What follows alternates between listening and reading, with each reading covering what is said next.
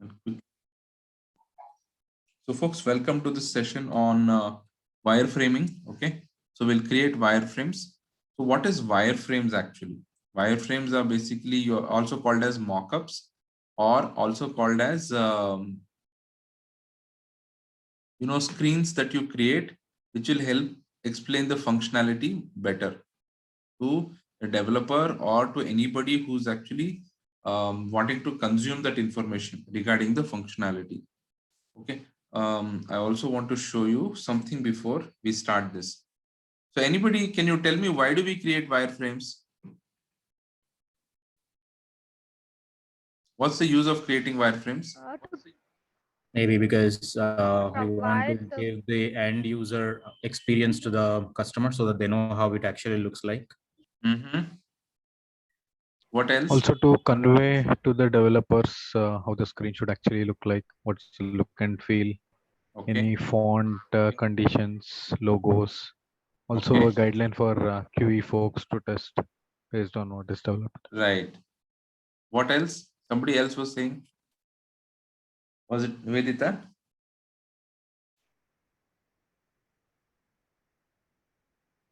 Where they'll know what they have to develop and deliver. So typically what happens, there will be two scenarios for BAs, right? One, there is already a product existing. So there will be certain skins and format. There are some style guides already existing. It's called style guides.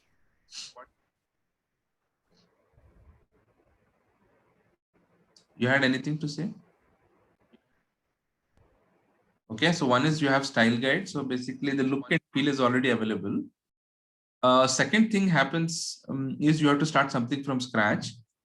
So how does a BA work with it, right? So even whether it's a BA or when you start creating a product, look and feel, it always starts with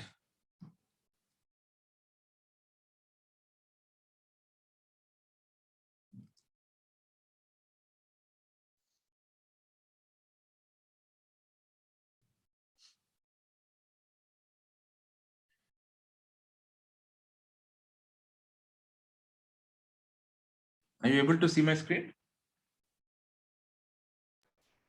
Yes. Okay, so whenever you start working on wireframes, you are asked to create something which is abstract. So you are starting with something with no information at all. Okay, now if I ask you to create an order management of wireframes, what is your source of information?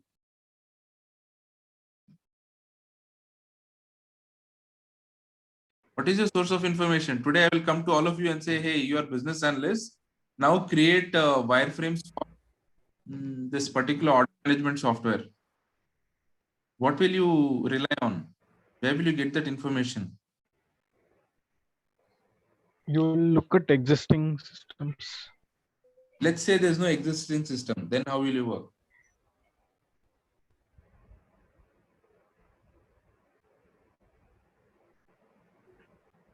Okay.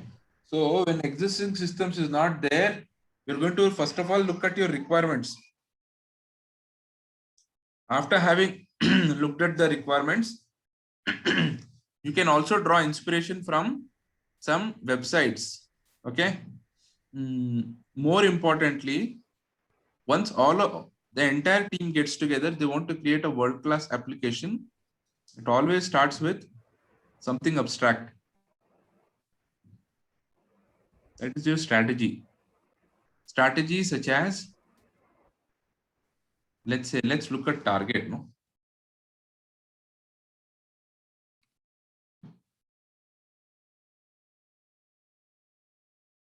So if you see the look and feel will be different from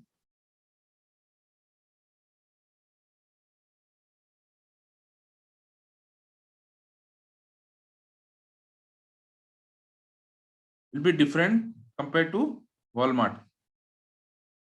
Why so? They have a different strategy, correct?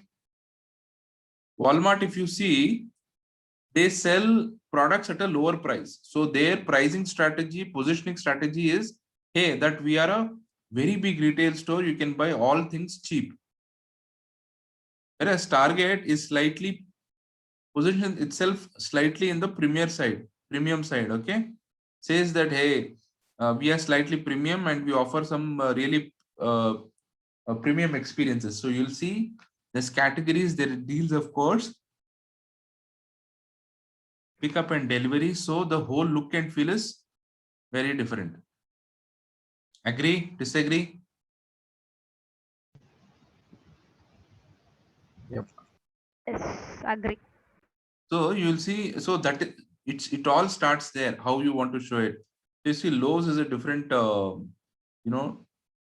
game altogether. The way they show will be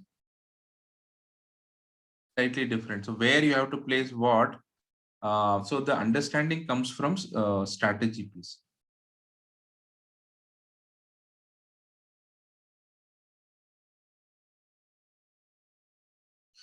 This is called strategy, a strategy where you understand, are we going to show a lot of deals? Are we going to show more information, or are we going to show images? Okay, so I used to work on some sites, name Bounce.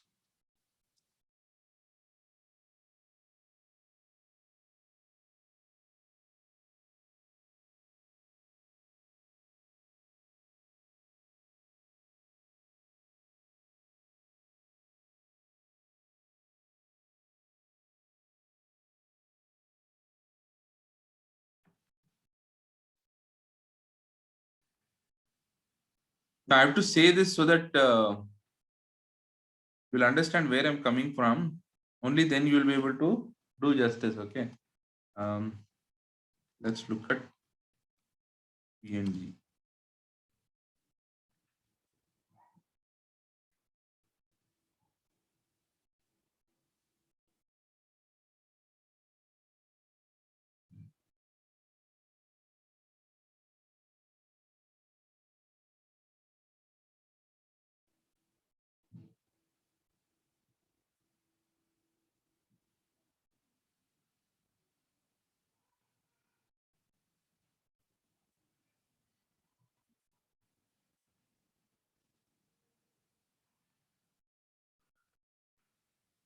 So you'll have fewer words, more pictures, and ideally what happens, there will be a scrolling image all the time. Okay, so look and feel will be totally different for each one of these.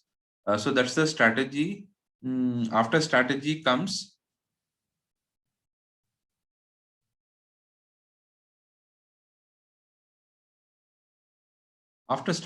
scope.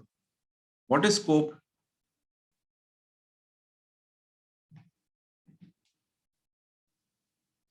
So what are we trying to achieve as part of the project that we are developing? For example, a website. Is the scope limited to only showing the products, or are we having these e-commerce functionalities? All of those specific aspects, such as, are we going to use any find a store or those kind of things, I believe.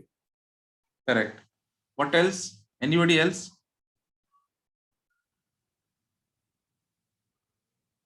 So scope, objectives we are related trying to points. achieve.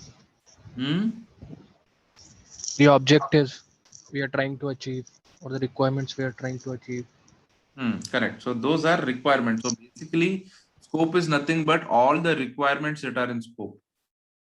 Okay, like someone told earlier that you are also trying to check what is not there, what you have to cover. Okay, that scope is nothing but your requirements. Somebody has to tell you what are the requirements you want to find there. You don't want to add fancy stuff. So strategy is also.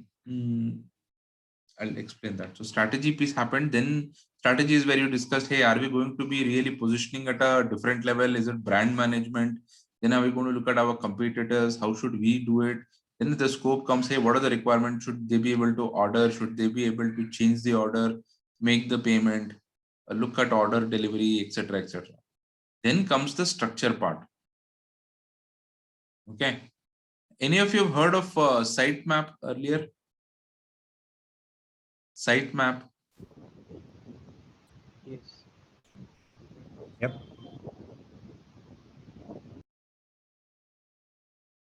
Okay, let's look at it. I have sitemap. Yeah. So always there is a sitemap.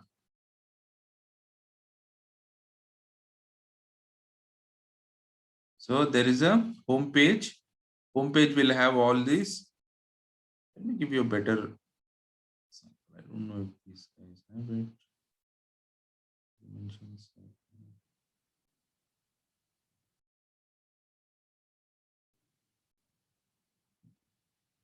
It's a bit too much of a sitemap. Hi, Prashant. I have a question. Mm-hmm. Hey, I didn't see your recordings from last week. Will you be releasing them soon? I think I uploaded them. I just need to publish it or something. So I think it is available. I just need to tweak it. I'll send it out today. Great. Thank you.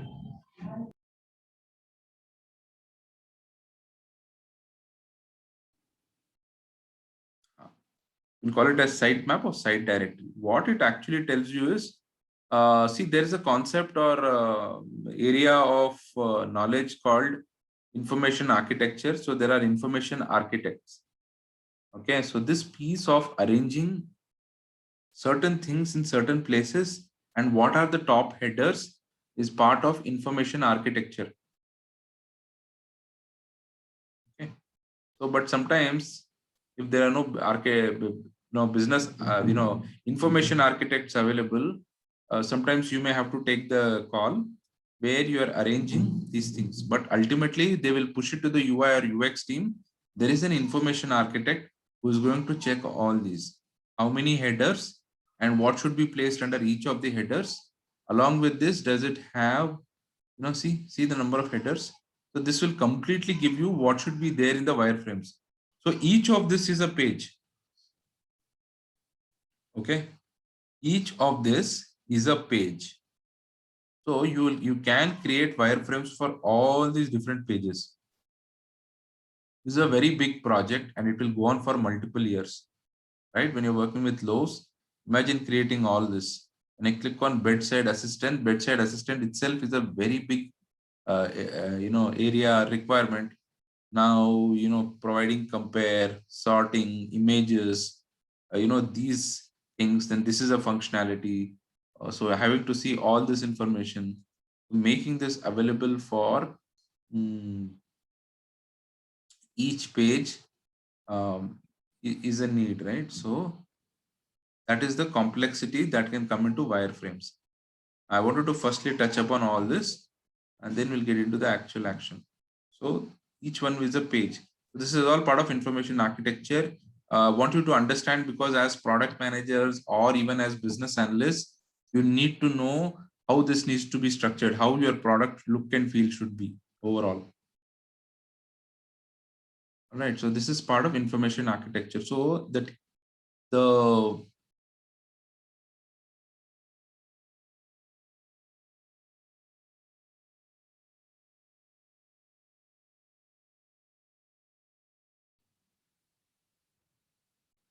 So we looked at strategy. This is mostly around business trying to position themselves. This is scope. This is basically you are trying to understand the requirements and decide how many screens must exist, so on and so forth.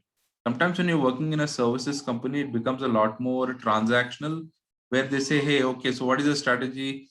If you're building for B2B, that is you're building for corporates, then there's a little bit of struggle. For B2C, there's a lot more conceptualization, etc. that happens. What should be the strategy? Requirements. Structure is also something you can decide at a certain level. Okay. So, but this is also the help of information architecture.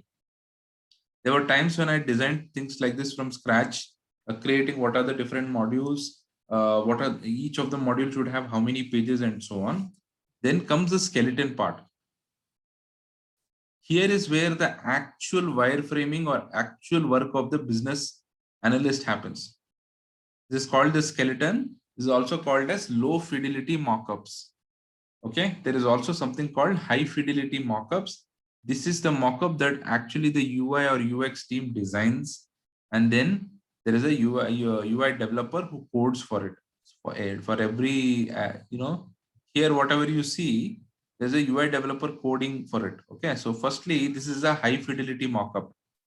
What we are going to create is a low fidelity mockup. A low fidelity mockup, see, these are all high fidelity mockup because this is an exact image, high resolution image, look and feel, actionable, etc. But what we are going to create now is a low fidelity mockup, which is there to just explain requirements to IT team. Also to get approval or confirmation from business. Okay, you may want to show it to the customer and say, hey, okay, so this is how the look and feel is. And I've got approvals on these, wireframes. So there'll be like 20-25 wireframes. You're going to show the flow. And that is what we're going to do today, which is low fidelity mockups. Once you do this, UI or UX can use it to create real skins. Make sense? Are we good so far?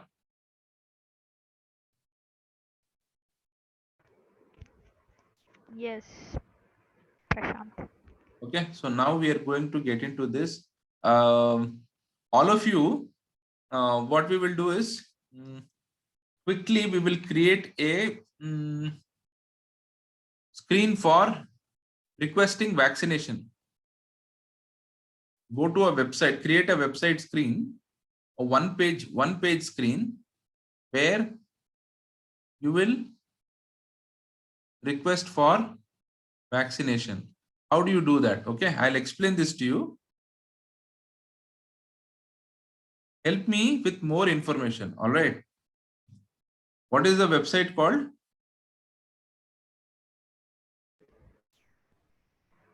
Covin.in, right? Yep. Here.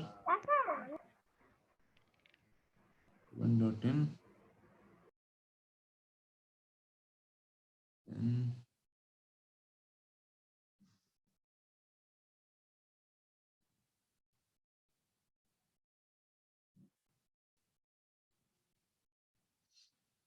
What else should be part of this? The part of this should be, okay, I will add I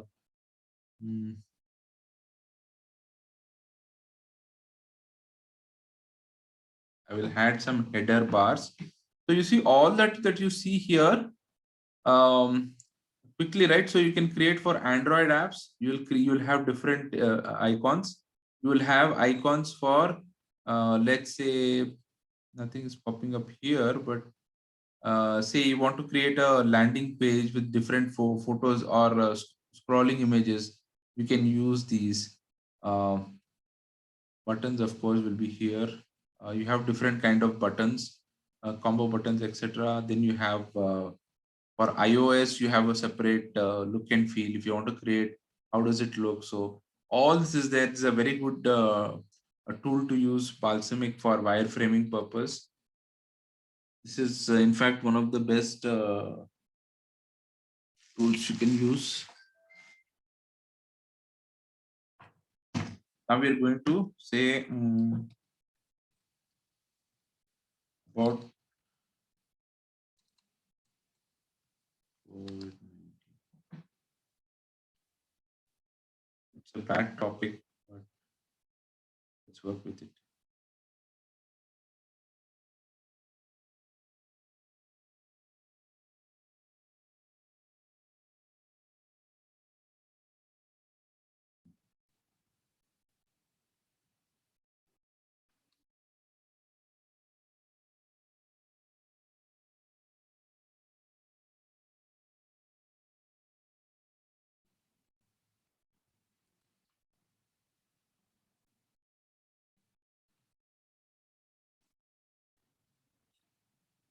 After this comes what can we say? So one about COVID information. So this is a site that we are just creating on the go. Okay, nothing fancy. We are just imagining how it would look. COVID-19 info. Then there would be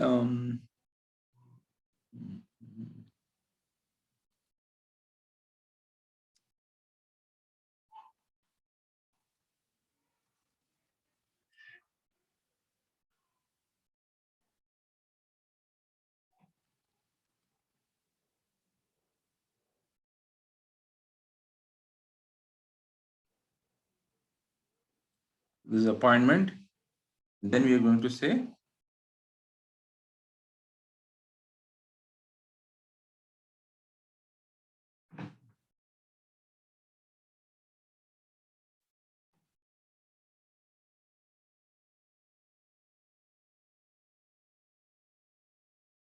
okay. So now we are at the scheduling appointment page.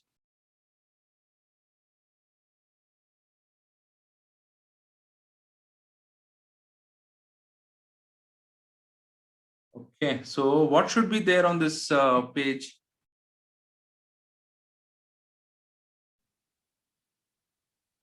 Use your imagination. You got to help me.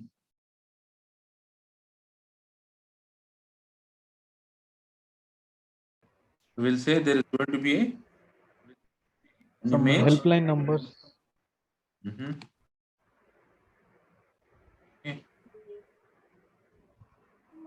And check for search by pin and check for available slots.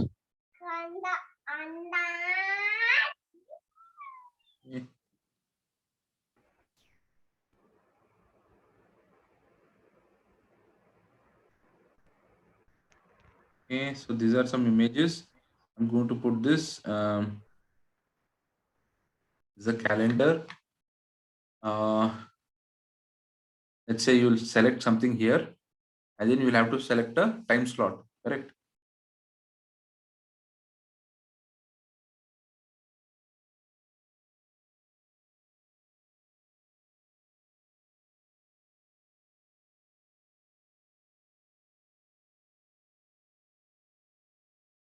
If that is not there, we will.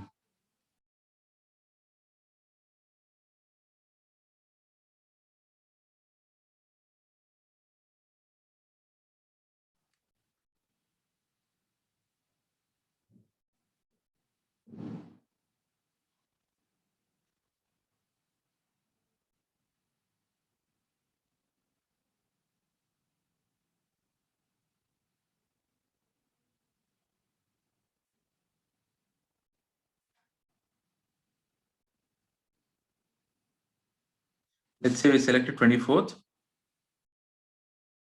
No.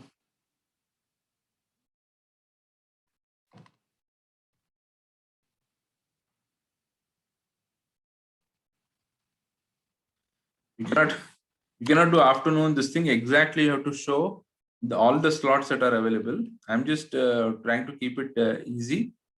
Morning, afternoon, evening. Are you able to visualize what I'm doing? Yes, no.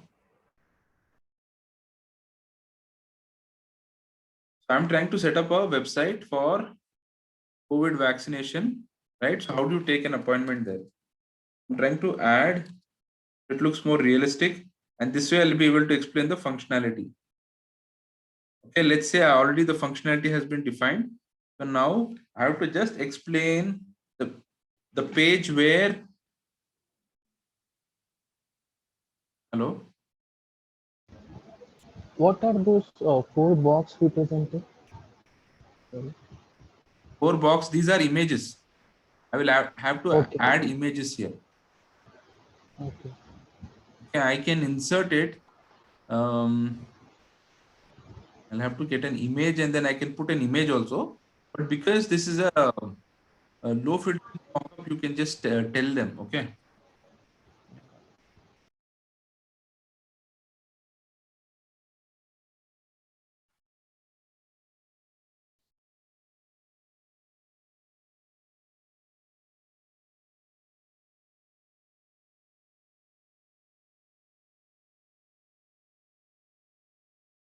You know, it is like your blueprint for a house. Now it is going to be very high level.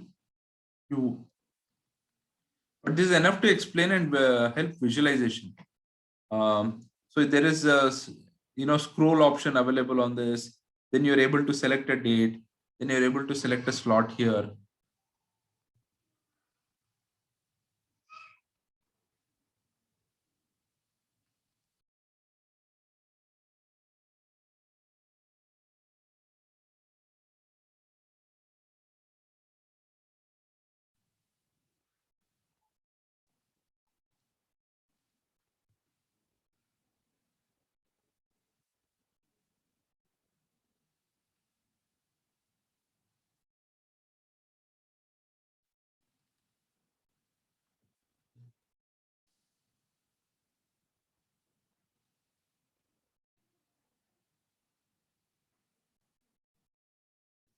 Select a date, select a slot. What else can we add? We're looking at images maybe related to COVID numbers or something else. Then we are saying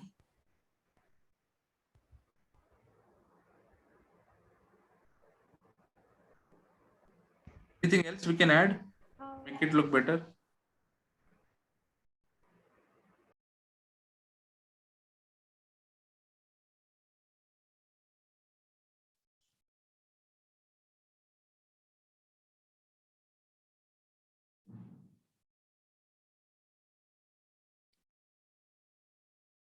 Here you can put the actual description of that wireframe, what that particular screen is all about.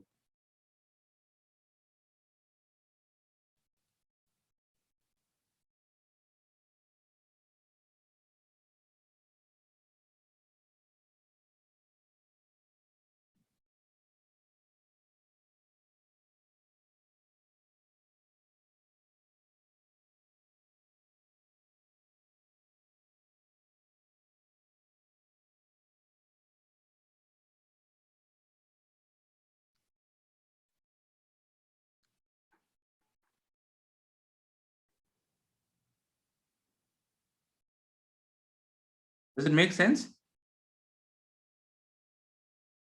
Are you with me? Yes. This may look a little big. See, also, right, you have to ensure that this doesn't become clumsy. So you have to make it neatly.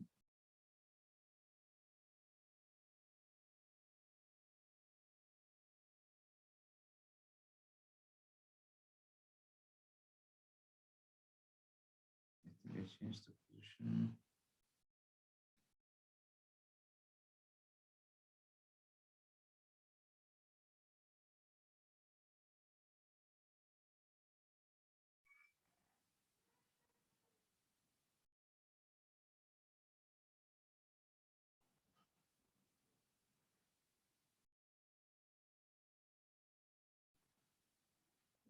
You think I'll reduce the font. There is an option to reduce the font here. So any tool that you do, right, initially you will have to do a little bit of exploring to figure out how to fit this perfectly. Right. Just so you make it look neat. You can even add some image if you want to, but it's not necessary. You think this is looking too much? Let's remove this, add some more functionality to this. I'm trying to show you what all is possible. Okay.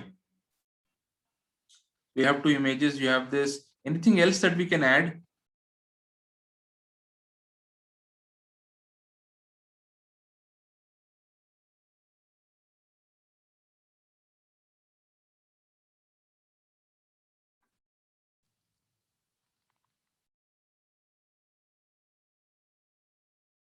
Let's add a tabular column. Okay. So you'll see that this is mostly drag and drop options.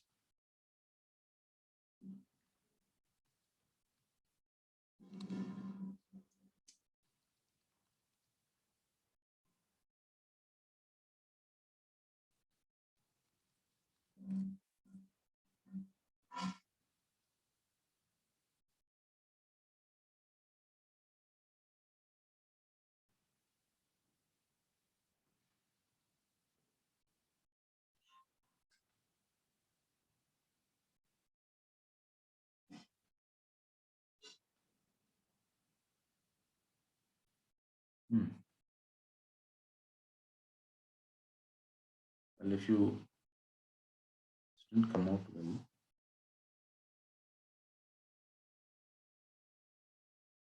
Okay, you can maintain it in the same format itself. Let's just change this.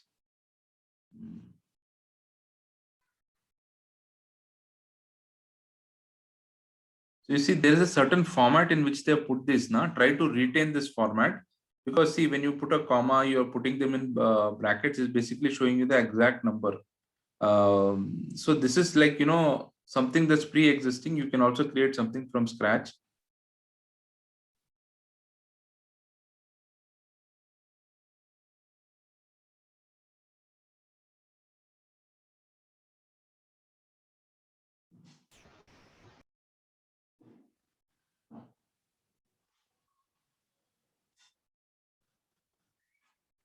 Okay, so these are certain icons that are available for you. All right. So this is so exhaustive that you can use anything and everything under this.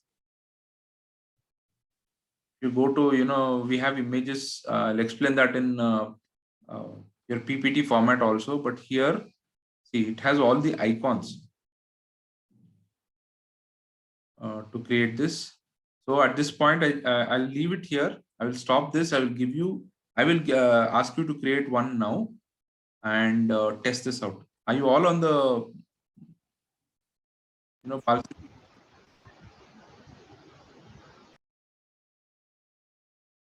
all of you?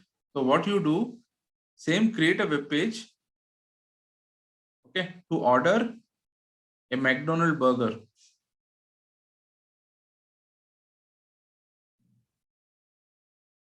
Are you with me? All of you now? Yes, we'll do that. So get started now. It's 11:10. I'll give you 15 minutes to create this web page and explain to me how it does, how it looks. Okay, where you're struggling, let me know. Pause the recording for a bit. Yes. So please share your screen.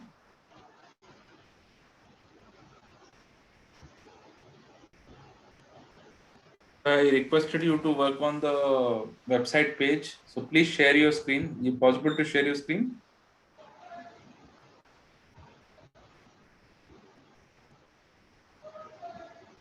Abhishek. Okay.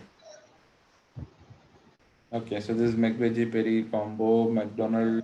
Okay. So the one you see on top is, what is it called? It's also called breadcrumb, or it is called as a trail. Breadcrumb. Yeah. Okay. So that will actually tell you from where you have come, which page you have actually moved on to get to this level. Okay. To come to this current page. So you're saying McVeggie 1000, select, okay. Then order confirmation, correct. Name, address, tracker, okay. Fine. Okay. So what are you trying to explain here? So this is there's a list of items. User came to the order now page. He saw the list of items. He selected one of those items, McVeggie, and then he filled up the order details, like name, address, phone number, and then the order confirmation. Okay. So you may want to add quantity, etc. somewhere. Yeah. So all those things. Okay, I think maybe when you double click on select itself, it will get added or something. So you can do that also, no problem. Okay. So that is there. So this is how business analysts confuse customers, saying, okay, you double click on same thing, it will add it. So lighter note, but what you can do is reduce the image size, etc., to make it a little more neater. So what it needs is slightly, instead of using these big icons, right, the arrow icons, try to use a smaller icon, because for a big screen, exactly. So you can make it look good, right? But I'm sure you're getting a hang of it, right, on how to drag and drop, add these things. So this is for a website. Okay. So anybody else wants to quickly share? Then we'll switch to the mobile. Yeah, I'll share. Yeah.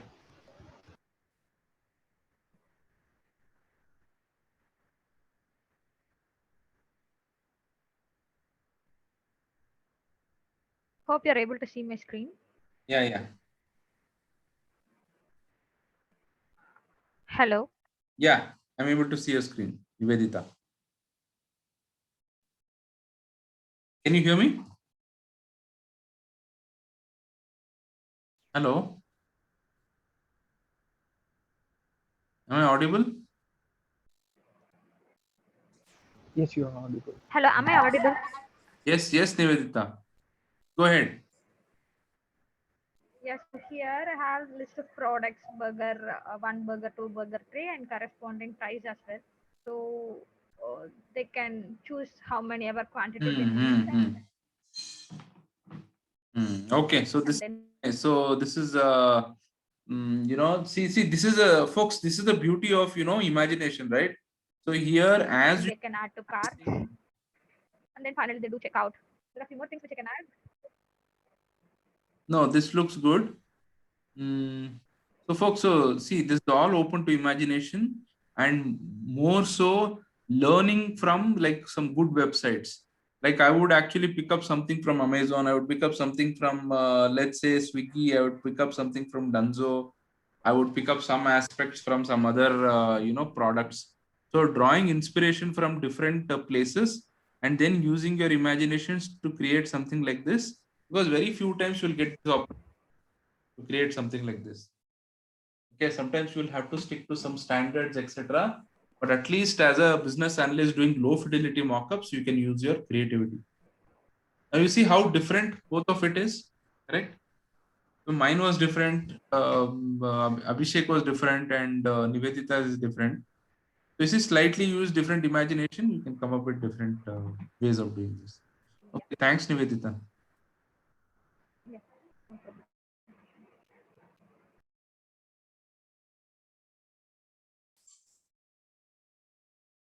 So the similar way for COVID vaccine, always remember for a mobile, when you create a representation on the mobile, the functionality will be a little reduced compared to a website. A website can hold more information, but when you have to make it mobile friendly, okay, when it has to be a mobile friendly application, because you will see that there are some websites which are not mobile friendly, okay, which cannot adjust to the exact screen size of a mobile. So in those cases, you are directly going to the website which is not mobile friendly. It won't adjust to your screen. So therefore it becomes, that will still be going to the exact website. But let's say you're creating mobile apps for, let's say, ordering a burger or even for COVID vaccine. The look and feel will be totally different compared to the website. Please remember that. You cannot create a same look and feel, same information on a mobile phone. The mobile phone will have reduced information, reduced number of buttons, so that you just have bare minimum functionality to get the job done. So here, fewer images. I just choose the date, choose the slot, schedule appointment. Simple. Okay. So always remember, this is the same activity. You can look around, you look at in Android, see they have been, very good in placing some of these things that you regularly use. So they put that icons here. You can also look up other things like containers, smartphones, you can add these. Once you start playing around with this, you will get more information, more, experience on using this. I hope you're feeling comfortable with this, way of doing things. I want you to also try out something on the, mobile phone piece. Okay. In the interest of time, what time are we there? So till 10 to 11, 11 to 12, right? Till 12 we have time. Can we extend it by half an hour? Is it okay? We'll close by 12:30. Yes, no? Yes, fine. Yep. Okay. Okay. So this is now for you, the assignment is going back and figuring out how to create, the same functionality on mobile. Do it on Android or do it on iOS. Also explore different icons. The more time you spend, you will get idea. More than icons, I think you'll be see. Always remember, when you have something thick like these, try to tone down the color, tone down the font size, etc. to make it look good. Okay, the look and feel also should be really nice. So this is, so I want to go try this out. There is one more tool, okay, which you can download. So another good tool is Pencil app.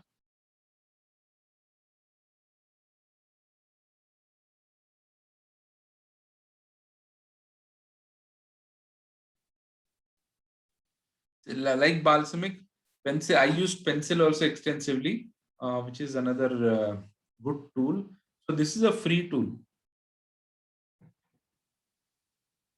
What you have to do is you have to download this onto your local and then use it like an application.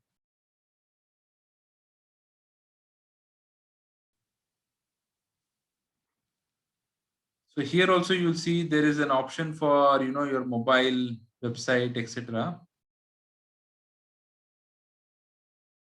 Let's see if I created anything.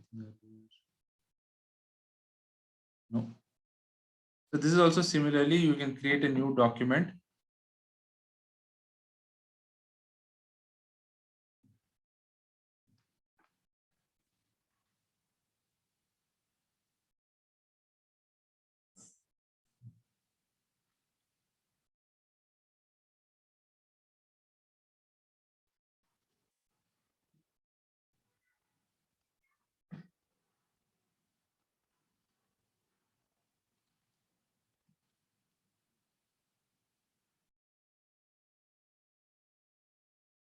I'm not sure why it's not happening, but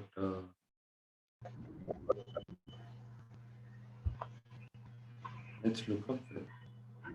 Similar here. So again, looking up information for desktop widgets, then you look for window frame.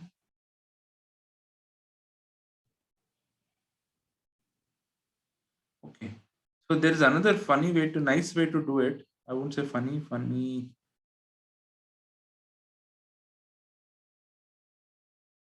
There is basic web elements.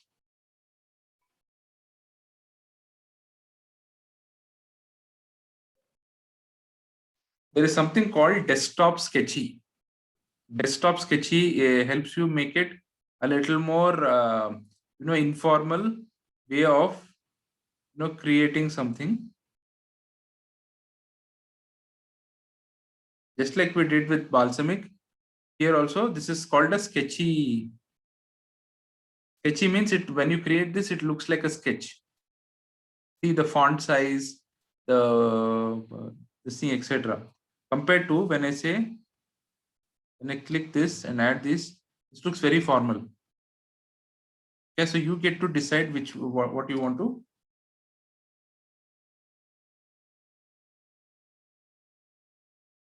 Versus.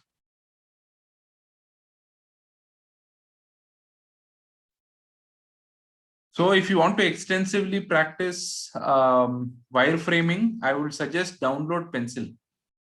You can download it on your local and use it. Okay, so this is free. This is a free app. Play around with this. Also use Balsamiq. So Balsamiq is very well known in the industry. So learn Balsamiq. I think it's got a 1 month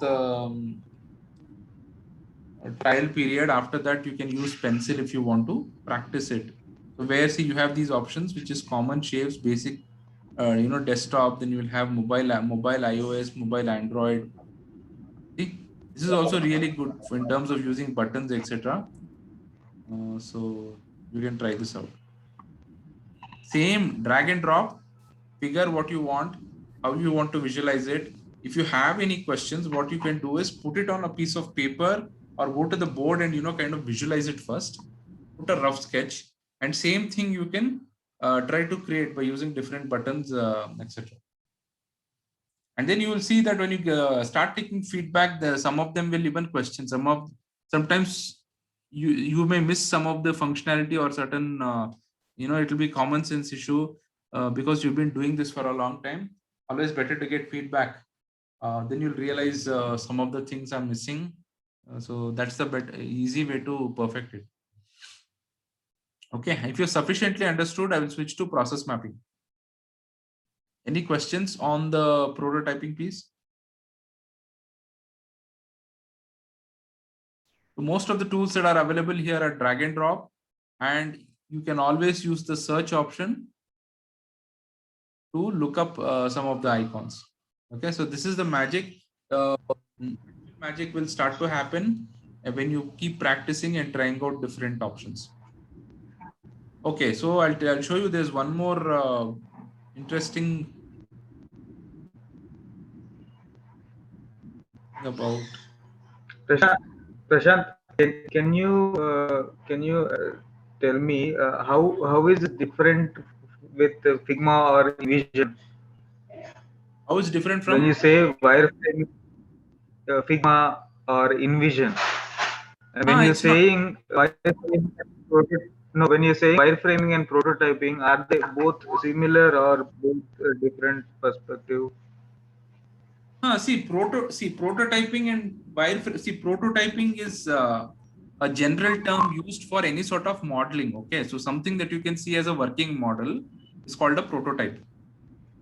But in the IT world, you say prototype because you want to see some functioning, some sort of functional solution. That's prototyping for you. Wireframing is just the screens.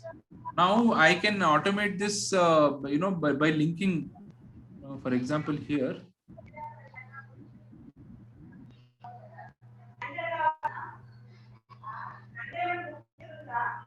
Yes, so there's a way to link this.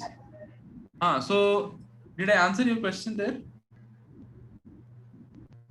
It means one and the same. I understood. And there are tools like Figma, InVision. Yes. So Figma is another very good tool that you can use. That also comes with some sort of trial version. Figma is another good tool for, Figma is, I missed that. Figma, I have a tool list. I will share the tool list.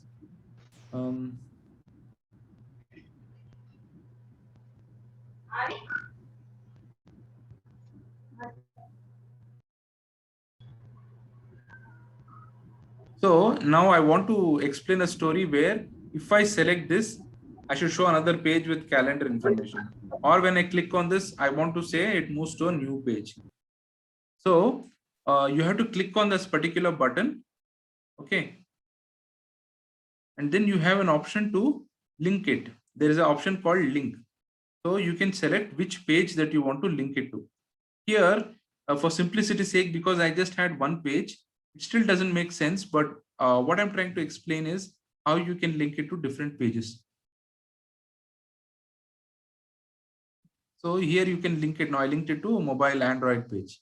I did that. So I think you can also link it to a specific, icon also. Okay, link to web address, new wireframe, duplicate. Okay, so go back in full screen. So all these options are there. But typically, this is used to move from one screen to another, back and forth. So sometimes I will click on COVID-19. It should take me back to the landing page. So here also I can click on this. I can click on this, and then here I can add a link only to this particular, section, COVID-19 info. Make sense? Here I can link this to some page here. So this linking is basically to give you a continuous flow. Now that I have linked it to mobile Android page, there is an option to play.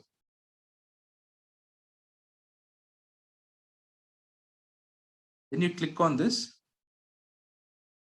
It will take you to this page. Here you may want to click on schedule appointments and do something else. So there is a continuous flow. So once you create multiple pages, you may want to tell a good story using this information. So then this works out really nice.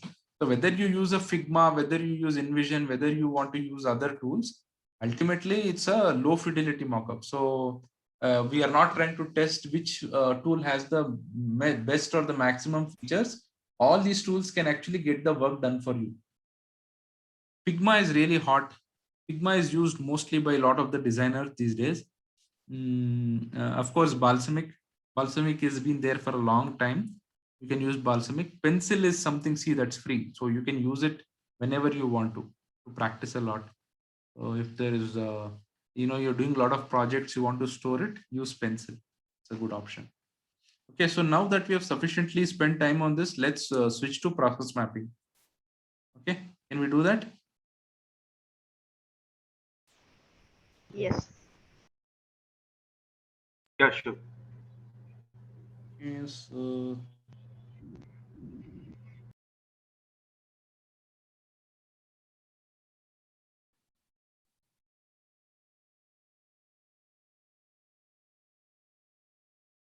So earlier, when I used to work in services companies, right? So even getting the license for Visio was a big deal.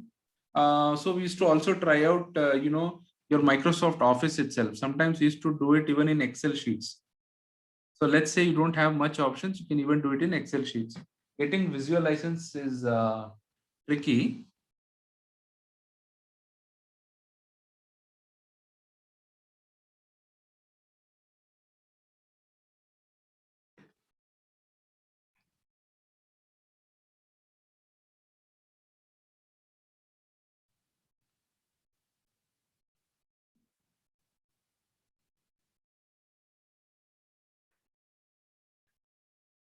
I'll quickly show you how you can create that on a Excel sheet, then how to create it on a PowerPoint presentation. Then we'll switch to, okay, so I'm going to show you wireframes, how it is done, then we'll switch to process mapping. That's what I wanted to do.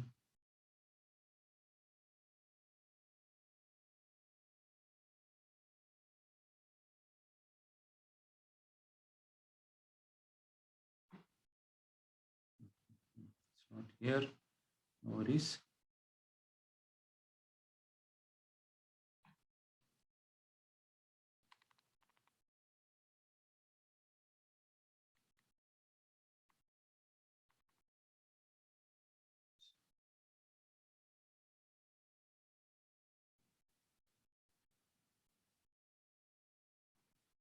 Creating simply like this, right? I mean, this is very basic. You can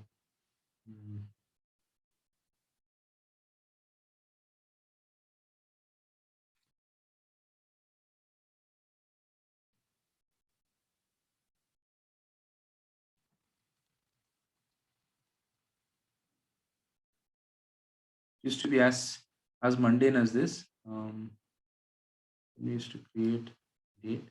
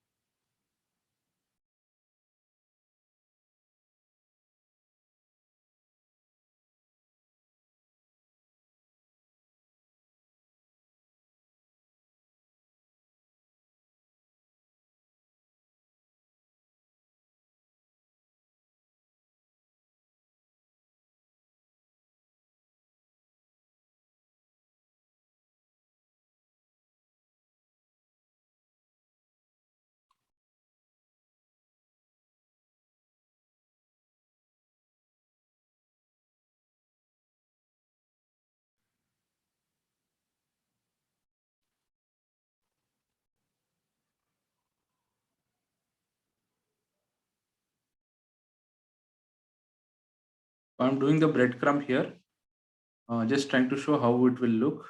Then I can insert some shapes. Shapes are there.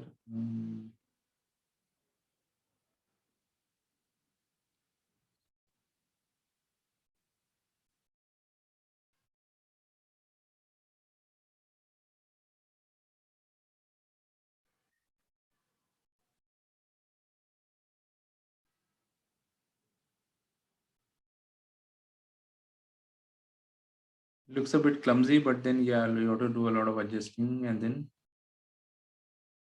fixing it, right? So you'll show this and then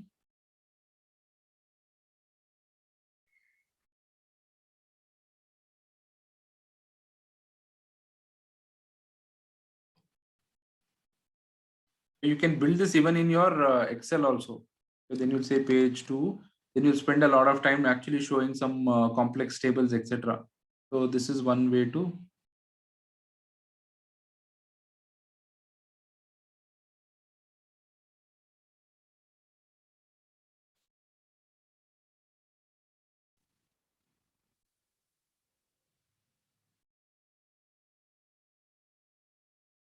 You can actually create good ones even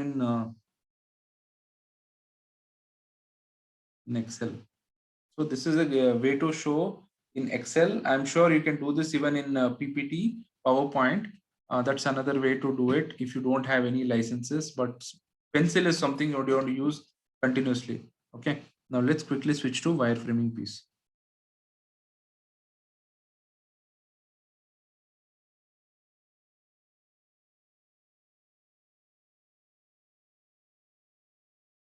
Let's say I want to talk to you about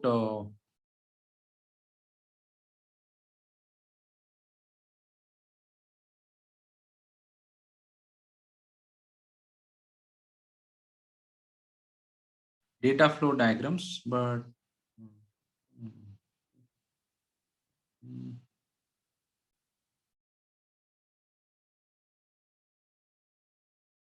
let me create something new. So when you, this is Visio, right? So recording now. So this is Visio. This is a process mapping tool that you can use. So there are options to create basic flowcharts. So why do you need a process mapping? You'll do basic flowcharts. This is to just quickly explain a simple processes which is not very, you don't need multiple stakeholders, etc. Then there is an option to select cross-functional flowchart. Cross-functional flowchart is also called swim lane diagram. A swim lane diagram where you have multiple departments or multiple systems using this, you use swim lane diagram. You could also use UML class, but we don't necessarily use it anymore. Now, Visio is used by all sorts of engineers, chemical engineers, even designers who are designing 3D or 2D flooring design, etc. and so on. But for us, what's important is, you're either creating business process mapping notation, okay, or you'll have mostly two different kind of process map, which is basic flowchart and cross-functional flowcharts. Let's start with basic flowchart.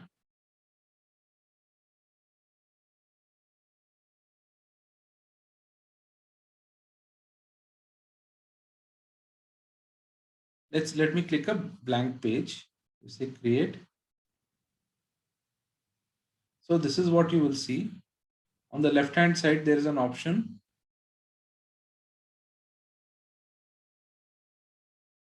Okay, to look up shapes.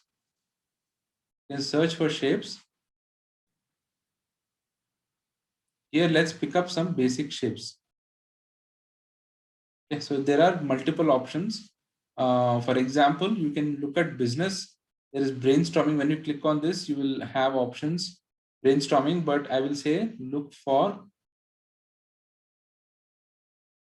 business process workflow diagram shapes. Look for, is there anything else you can use here? Not really. Charts. Go to flow charts directly. You can also look at options here. There are some basic flowchart shapes. Pick that first. We'll play with basic flowcharts. Remember, going to a flowchart, pick basic flowchart shapes. This option is called process, wherein you want to talk about any process. For example, cutting process, chopping process, boiling process. All these can be mentioned as one block.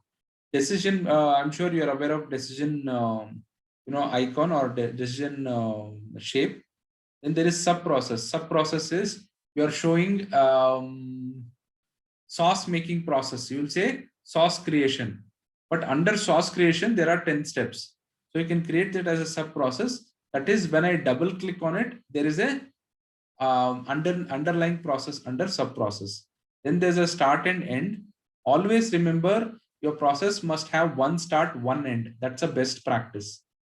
If you have more than one starts and one ends, that means you're not doing it correctly. Okay, it's not like a treasure hunt where I'm having multiple ends. It is always one start, one end. Remember that. A good business analyst will not have multiple ends. Only one start, one end. If you're having multiple options, I will tell you how to do it, how to manage that as well. But for the time being, let me explain. So this is document data. So it's already mentioned here, database, if you want to pick up any of these. So let's quickly start with something simple. Okay.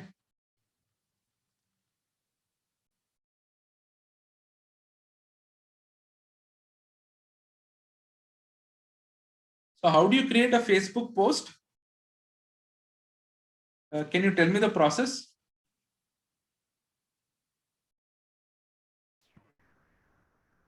Folks on the call? So you mean any kind of posts or Any specific post. image? Any post. Okay. Okay, so we log into Facebook Mm-hmm. with our credentials. Go to newsfeed and where we'll have that text box.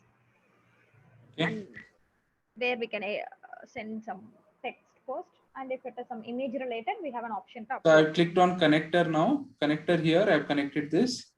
What you're saying, log in first. Okay. Then what happens?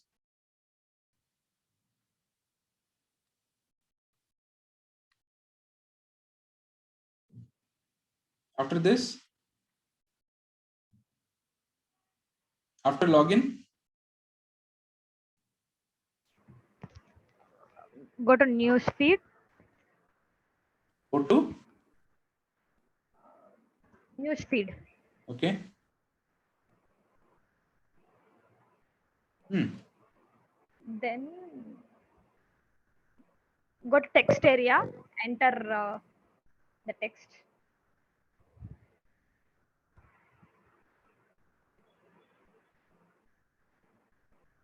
Does it say this? Go to newsfeed, or is it going to your landing page or go to your profile page?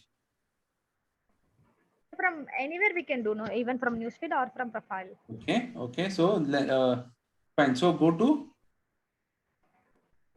after go to what? That's what, it's been so long. I have made Facebook posts. Okay, we have to click on what's on your mind. Write something. There will be an option, right? I mean, It is like what's enter on in your text mind. box. Yeah. Correct.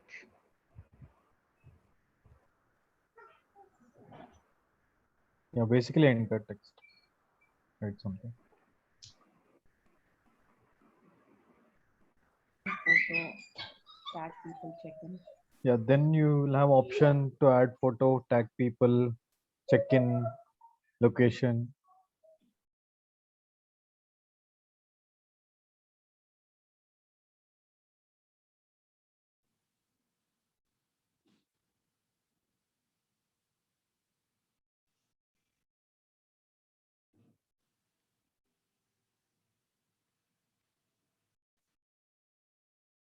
Then you will have an option to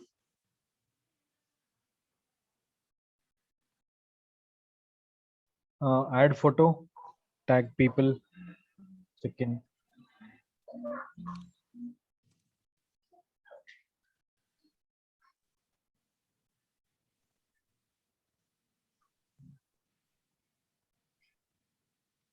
ideally this will be automated, right? So automatically the arrows will start popping up here. So there will be an arrow mark here. It's just that some setting issue is there, but otherwise it's a straightforward thing. Auto connect will happen. So now you're checking whether I should add photo or not. If I say yes, what should happen?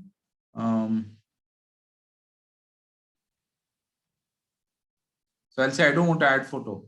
Then I'll say Post or publish.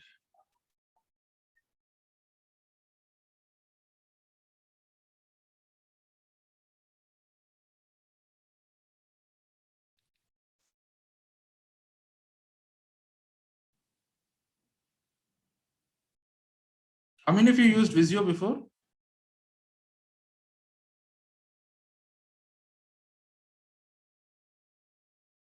Anyone used Visio? I have used, but then very minimal operations I have done, like basic flowchart kind. Okay. So see, ideally this will be an arrow mark. It's just that I need to go change some settings. So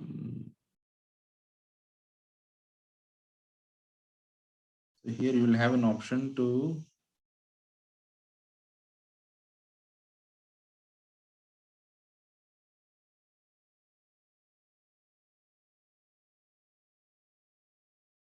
Okay, so you can create an arrow and then you have to do end. Or you can say stop. So always there's a start and a stop. Now he said add. Then see there is an option to also double click on the arrow to say no, yes or no, wherever there is decision box. Also, in that case, what will happen? If I don't want to add a photo, then I will say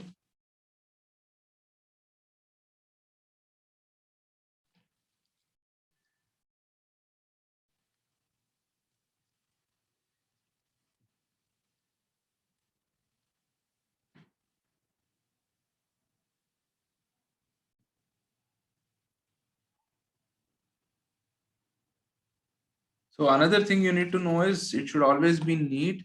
Don't have these zigzag lines. Bring about alignment. Try to make it as smart, as good looking as possible. These process maps should have vertical lines. Okay, they must have 90-degree cuts only. So don't have lines which are like this, something. And don't spend too much of putting lines from here there. It should be very simple. I will show you some other complicated diagrams on how you can simplify it. Now you see login is a big block. Okay, don't leave so much space also within this. Make it as crisp as possible.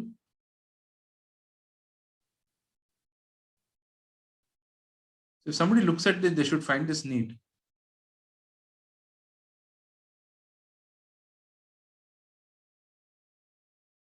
I've seen some of them, they don't really care about, trying to keep this neat. The lines should be 90 degrees, etc. Very important. Okay.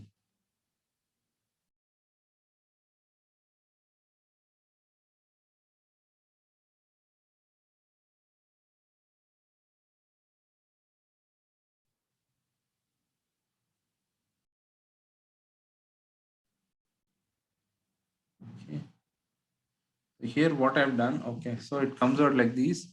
This is a sub process, that is there's a separate process altogether.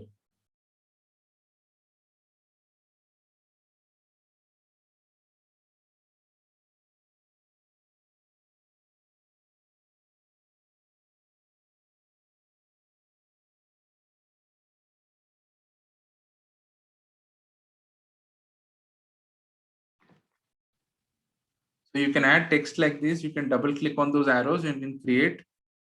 Okay. So when you can represent this visually, you don't have to explain it with a lot of text. That's the beauty of doing this.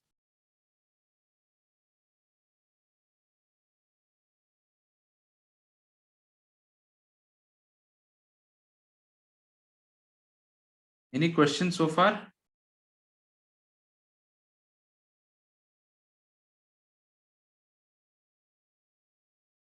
Are you with me?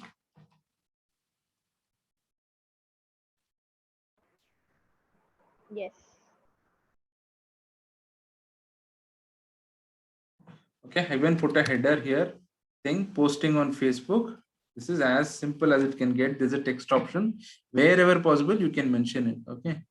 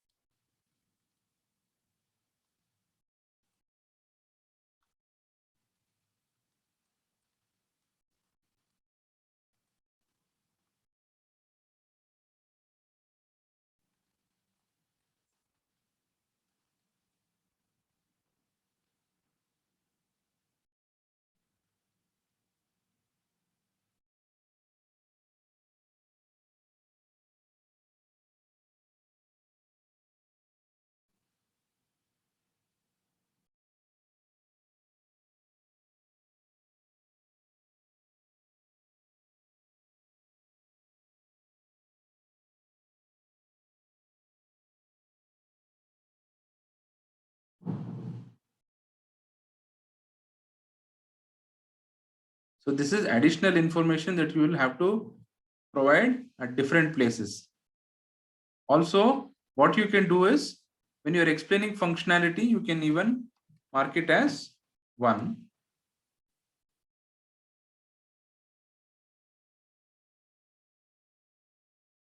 And then use this to write. Once you create it like this,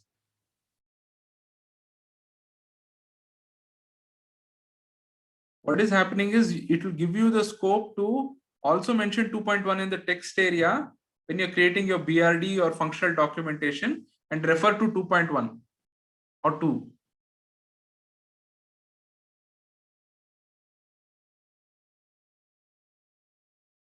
Makes sense? So this is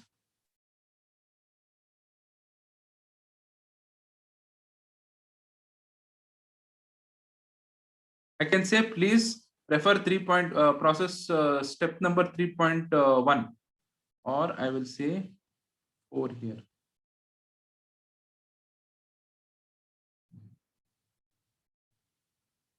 Okay, so this is the amount of detailing you can add to a simple process flow. Are we good so far? Any questions, folks? No. No, Prashant. So this is clear. Now we will switch to something more complex. Here you have to help me out.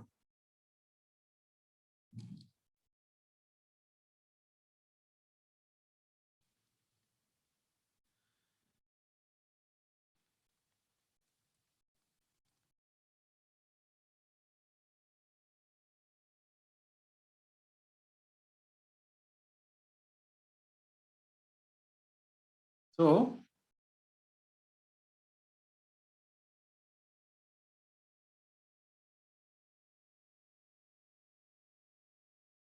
this is also the same thing. You have to go for swim lane.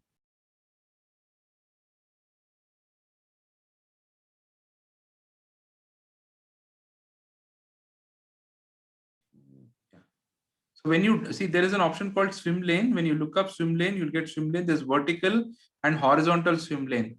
Better to use horizontal swim lanes, are much more easier to understand and most frequently used. You can use vertical swim lanes, but if you're somebody who's a beginner, try to use the basic horizontal swim lane. See, again, positioning is important.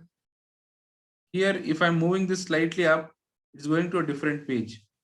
There is a boundary. You have to keep it within that. So automatically, when you drag it first time, you get a title. Okay, so what kind of process can we create? I want you to tell me a process where different teams or stakeholders are involved and different systems are involved. Okay, let's say credit card purchase. Okay, we want to make a purchase at a shopping mall and we are trying to purchase something. Okay, we will do that.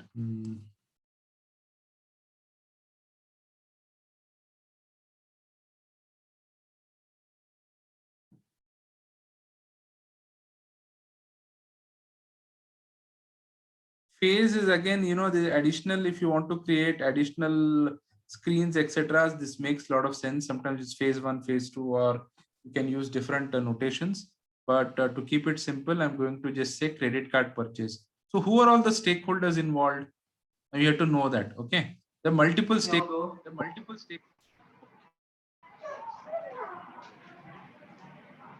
Here we have the customer.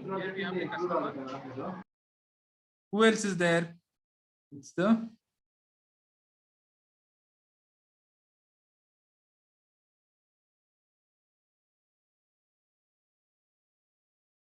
let's say you're going to shop in some retail place. So there's a retailer. You're buying shoes. Then there is who else is involved? Then you have a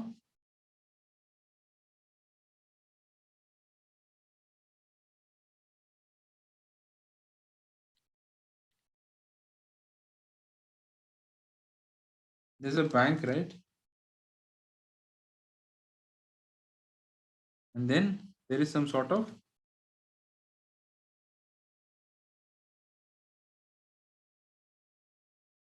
so when do you use a swim lane? When there are multiple systems, multiple stakeholders, and lot of interaction is happening. So you are going to use this. I'm going to just create more complexity. That's all. Are you with me so far? Yes.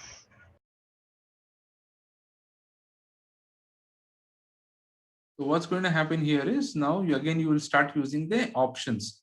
There are two ways to do it. Okay, if you're a seasoned a business analyst, you will also start using icons here.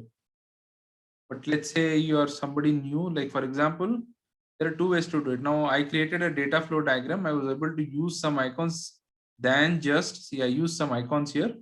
I was able to add some. This is basically for better look and feel. I added a server, icons, etc. Otherwise, you can use basic shapes.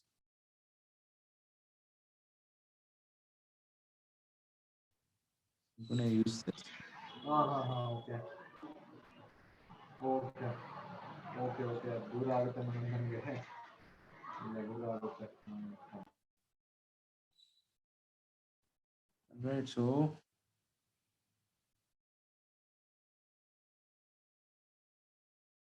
basic flow charts here. You will start with. Always start with the customer. Correct. So wherever the start is, you will start.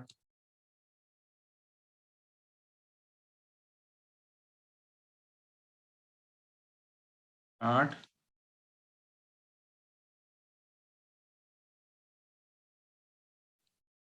Select product.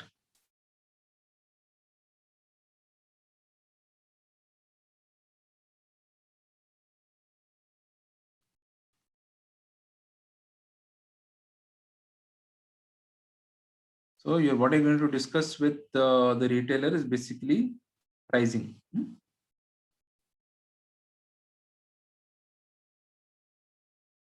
I'm taking extreme care in adjusting all this just to ensure they're all in alignment.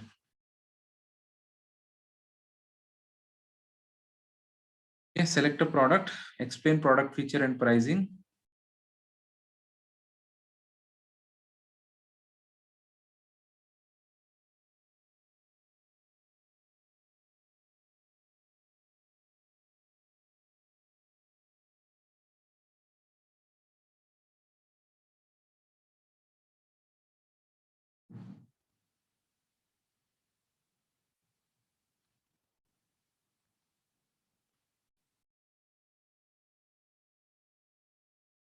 Explain product feature and pricing done by retailer.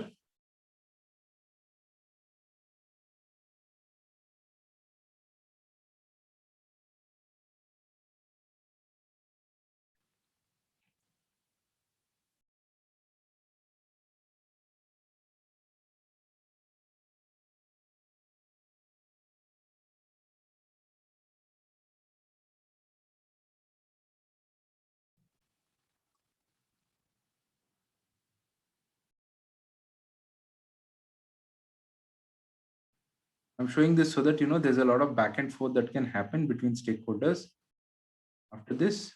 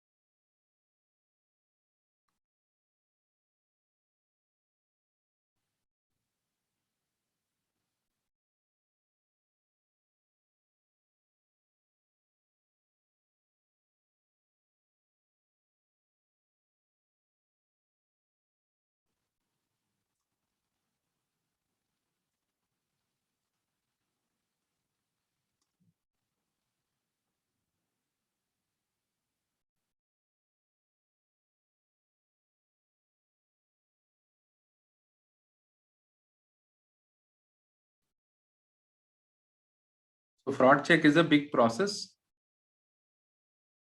Thus, I'm putting a sub process. This means that there is more to it than just saying fraud process. Okay, backend is a big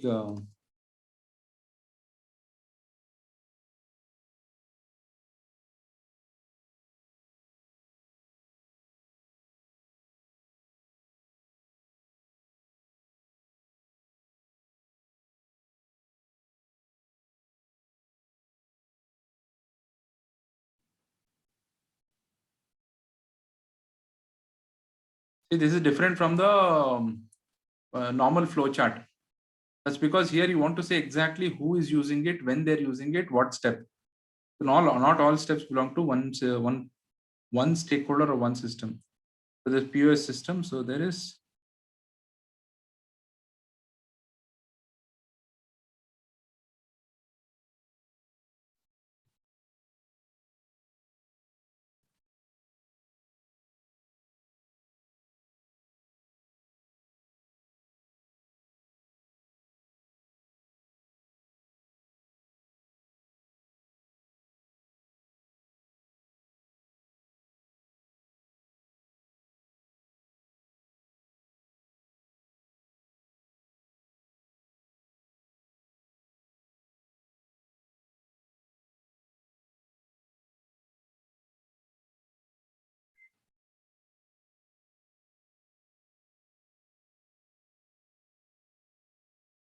see, you can put the arrow here, you can put the arrow here. What you need to know is how to make it look good, how to make it look professional. When you look at some of the professional process maps, it will be so neat. So don't mess it up. Additional care, because again, how you do it, the stakeholders will be impressed and approve it accordingly. To do a shabby one, there will be some element of doubt.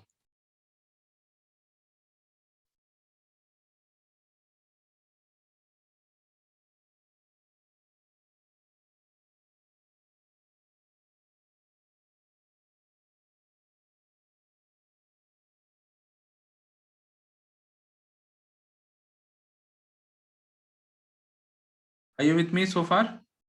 Is it making sense?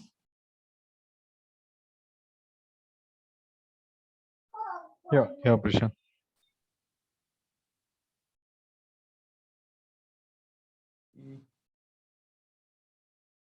So now bank approves it. Once bank approves it, so this is a two-way flow.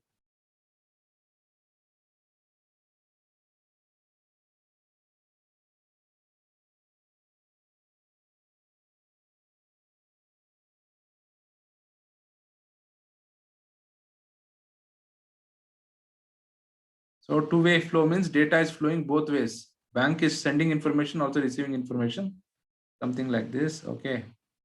So arrow marks is understood. It has a forward flow. So we'll not spend time there.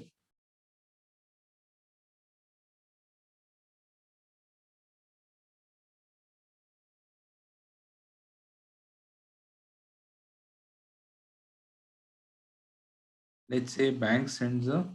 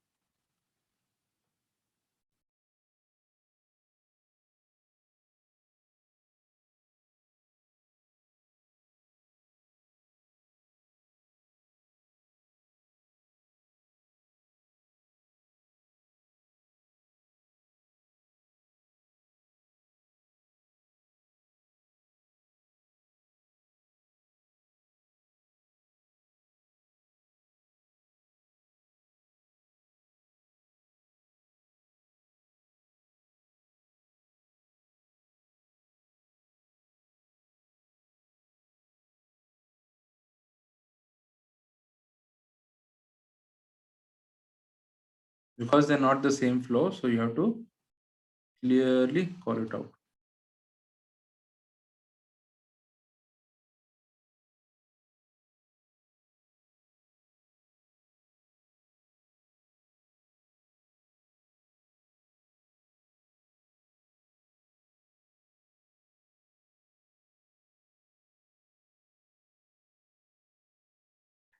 Okay, so you're selecting the product, explaining the product, asking for credit card payment, requesting credit card, then swipes the machine, fraud check process fraud check process, bank approves the requested document after the fraud check process is done.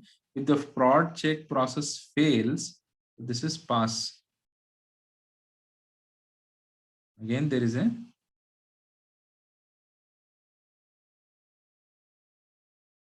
something called off-page reference. You can use this. On-page reference, you can use or off-page reference. So on-page reference, what you can do is just say A. And then when we're talking about only one start or one end, this is how you are going to manage it. Very important. Not many will know this.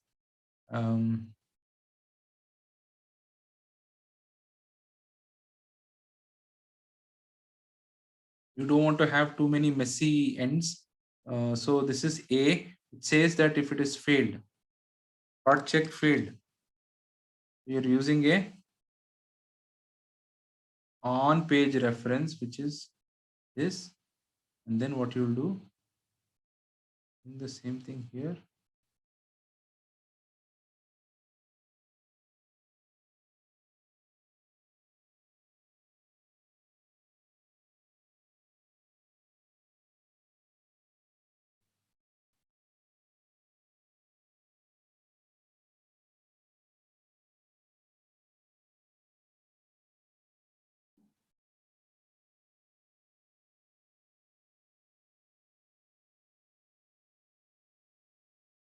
Okay, so what this actually means is if the project fails, then it is end.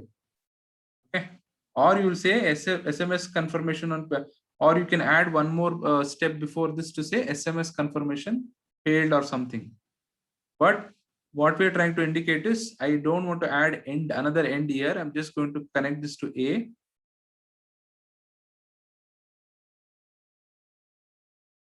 This way you can reduce the number of ends. So there is an end and you're using that as a reference here. So it looks more neat. Does this make sense? So this is how you have to build a swim lane diagram. So this is how complicated way to build a swim lane diagram. Here again, additional things is you can do some sort of color coding, or you can also add numbers to this. For example, you can say 1. And as you're explaining, you can, when you're writing, let's say BRD or explaining in some functionality also, you can say as per step 2.2.2 or 2.1, something like that. So here we are saying 2.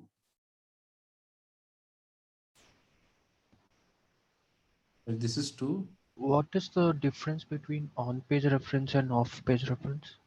Off-page reference is when I want to add one more diagram. Now this is on the same page. Now I'll say add one more page, just like the link in wireframe. No, this one more. Now I'll say page 2. Now let's say I created something here, one more diagram. I'm going to use this option, this thing over here. I'm going to use it here, and also going to use, say for example, I'll use it here. Okay. The new page, I will mention something. So page 2. Then I will add and link it to another page. Simple.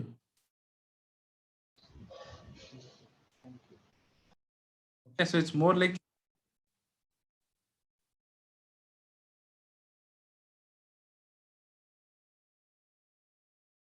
I can mention this as so see when I click here, it's taking me to flowchart. Basically saying that this is has a reference to another page. Make sense?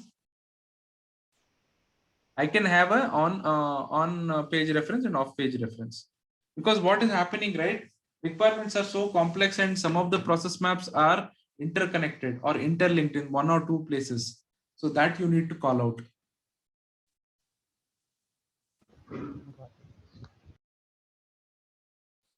Okay, so then what all can you do here? You can add information. So say I said 2 point, this is let's say 3, because 3 and this is 3.1. 3.1 because it's related to credit card. And I will say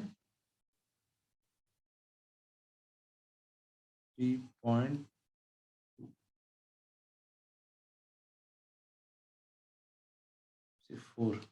Again, why? Depending on your needs, you can change this.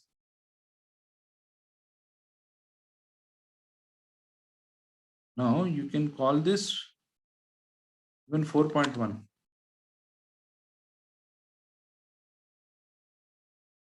And you can call this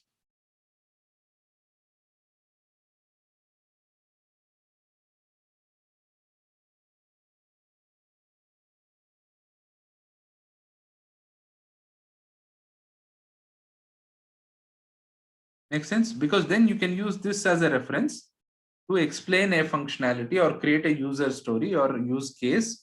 Also link it, and sometimes you can add this in the BRD and explain as per 4.1 or 4.2. This is what happened.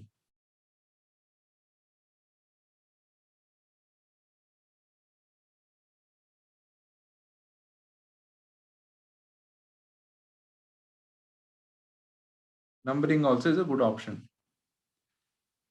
So it brings more. So it's not a low key effort. It takes a lot of understanding for me also. How I did this particular data flow diagram, I'll explain. So data flow diagram is basically all based out of some requirements. I got some requirements. I'll show you at a high level. It's so there is multiple stakeholders. There's a lot of data flow that's happening. How do I create this? I create this by going through requirements, understanding and asking a lot of questions, a lot of back and forth. So imagine I had to go through 200, 300 lines to get to this level of understanding. We have to go through all the lines and all the requirements to figure out who are the different stakeholders, who are the different systems that are existing. Okay, all the different systems that are existing and so on. Make sense? So this is, I think, pretty much what I wanted to cover as part of process mapping and wireframing. So it will help you see simple flowcharts, create it like this. Complex flowcharts, use swim lane diagrams. Okay, and don't try to extend this like too much. When you extend this, it will go off to another page. Avoid that. See, you see the dotted line, that is it. That is the boundary. So keep it within that boundary.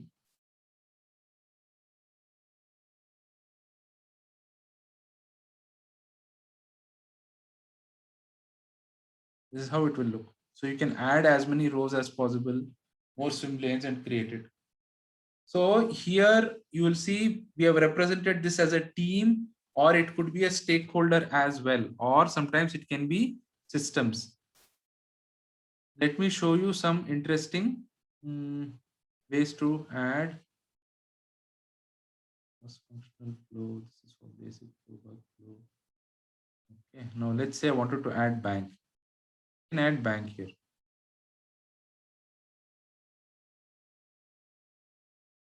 What does it do? It improves the look and feel. And remove this.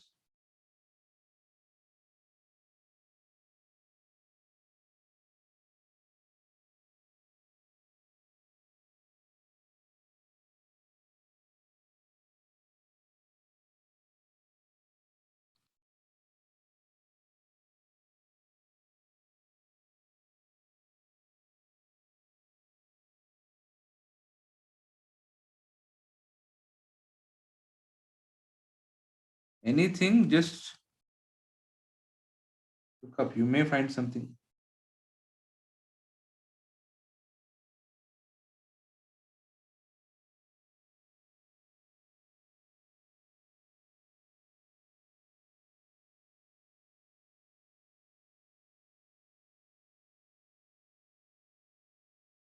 Using icons is a good way to bring about more visualization.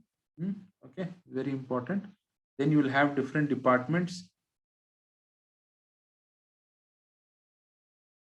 even teams.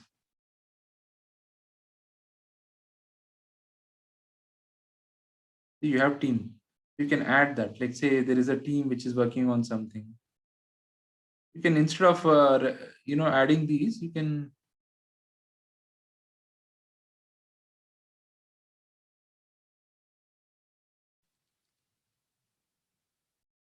There are icons for everything. You can change the filling there.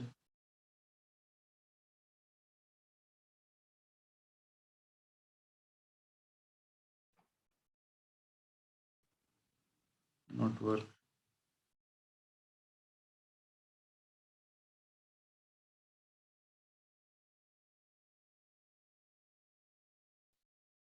Let's go back to shapes. I'll show you some. Okay. So there's Visio Extra, Visio Extra. You can use icon set symbols. Okay, Visio Extra, Visio. These things will help. Icon sets. Okay. Then you can use software and database. Of course, you can use all this UML diagram, a data flow diagram. Database also has its own notations. Some of the things which I regularly use are these. I can use computer and 3D monitors, to represent PC, laptop, all these tablets which you can use. In general, you can look at basic shapes, of course, and I think we did basic shapes. And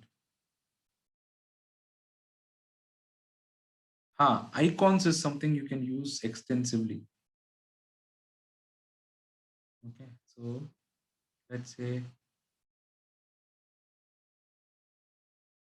everything related to medicine, you'll find a lot of information.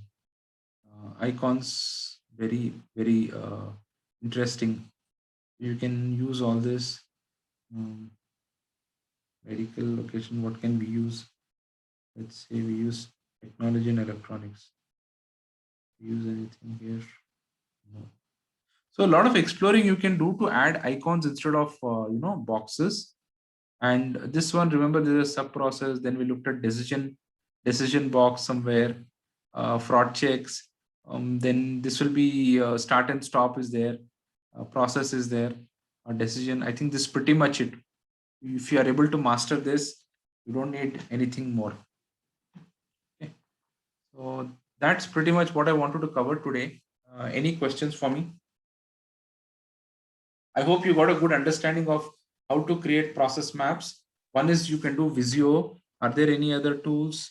There are. For process mapping, you have Lucidchart. Lucidchart, you can take a freeware. Okay, there's a trial version on Lucidchart.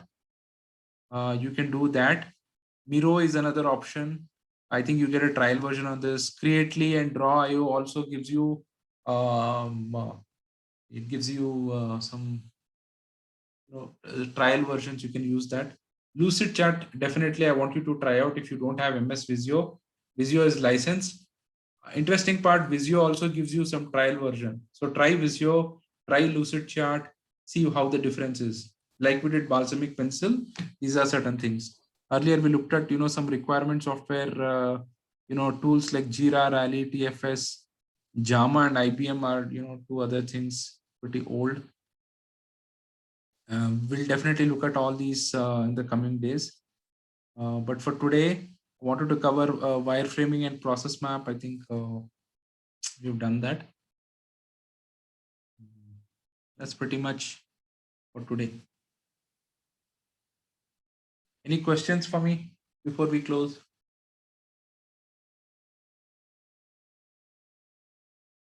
Okay, I think I'll stop the recording then.